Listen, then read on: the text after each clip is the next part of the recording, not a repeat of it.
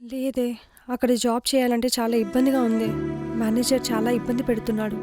గోవా వస్తేనే ప్రమోషన్ ఇస్తాను అంటున్నాడు. ఇంటికి వెళ్ళాక కూడా వల్గర్గా మెసేజెస్ చేస్తున్నాడు. ఏమోనే, నేనైతే జాబ్ రిజైన్ చేసేస్తున్నా. ఆటో బుక్ చేసింది మీరేనా? మీరా? ఏంటి మేడం, ఆడపిల్ల చేతిలో చీపురుంటే షాక్ అవ్వరు, గేరు యాక్సిలేటర్ ఉంటే షాక్ అవుతారా? అంటే బయట సిచ్యువేషన్స్ బాలేవు కదా, ఆటో నడపడం సేఫేనా? ఆడవాళ్లకు సేఫ్టీ ఎక్కడుంది?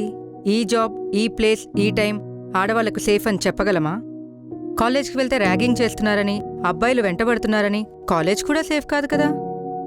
రోడ్డు మీద నడుస్తుంటే యాసిడ్లు పోస్తున్నారని రోడ్డు మీద నడవడమూ సేఫ్ కాదు. పోని ఇవన్నీ ఎందుకని పెళ్లి చేసుకుంటే? Domestic violence. In India 35% of women suffered with domestic violence. Dowry deaths గురించి ఎంత తక్కువ మాట్లాడుకుంటే అంత మంచిది.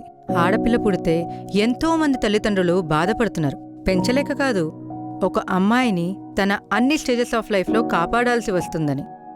ఆఖరికి తల్లి గర్భం కూడా ఆడపిల్లకు సేఫ్ కాదు. ఎందుకంటే 4.6 crores of females killed in mother's womb. భ్రూణహత్య. వీటన్నిటికంటే ఆటో నడపడమే సేఫ్. మన కాన్ఫిడెన్సే మన సేఫ్టీ. ఇవన్నీ మీకెలా తెలుసు? నేను గ్రాడ్యుయేట్ని, సివిల్స్కి ప్రిపేర్ అవుతున్నా. Get up, dress up, shore, but never give up.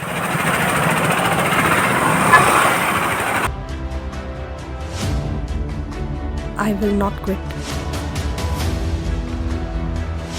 I will fight.